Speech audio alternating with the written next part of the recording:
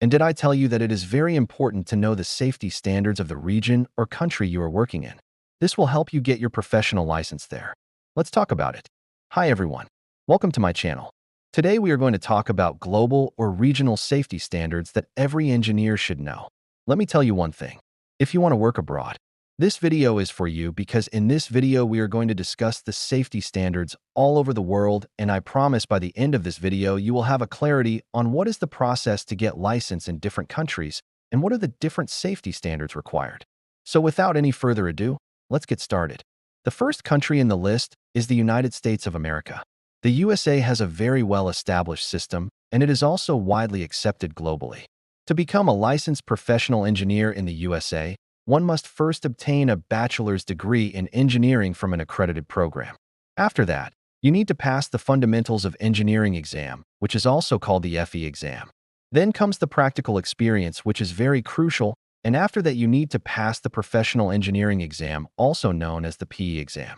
Each state has its own licensing board, and each board can set its own exam, but the exams are based on the National Engineering Curriculum, which is set by the National Council of Examiners for Engineering and Surveying. The next country in the list is Canada. In Canada, the licensing of engineers is done by the provincial and territorial governments. Each province has its own regulatory body, which is responsible for licensing and regulating the engineers in that province.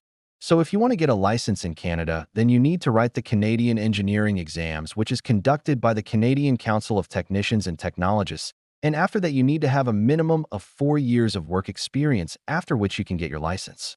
The next country in the list is Australia.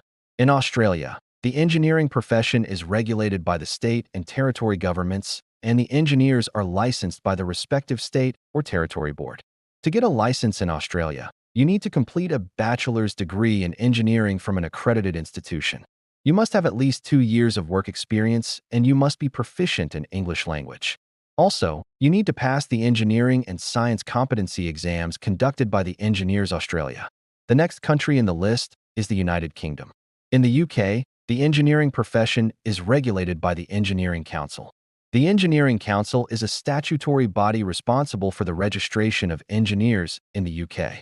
To become a member of the Engineering Council and to get a license to practice in the UK, you must have a bachelor's degree in engineering from a UK university or a degree from outside the UK that is deemed to be equivalent to a UK bachelor's degree.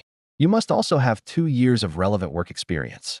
Also, you need to pass the Engineering Council's professional review process. The next country in the list is India. In India, the engineering profession is regulated by the state and central government.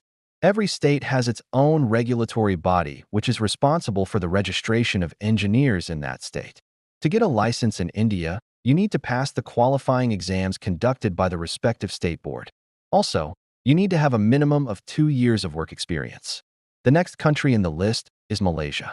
In Malaysia, the engineering profession is regulated by the Board of Engineers Malaysia. To get a license in Malaysia, you need to have a bachelor's degree in engineering from an accredited institution. You must have a minimum of 2 years of relevant work experience. Also, you need to pass the professional practice exams conducted by the Board of Engineers Malaysia. So these were some of the top countries where engineers are licensed, and you can go and work there after getting a license. So I hope this video was useful, and if it was useful then please consider subscribing to my channel. Also, if you want me to make videos on any specific topics, then please let me know in the comments below. Thank you very much for watching this video till the end. Take care and goodbye.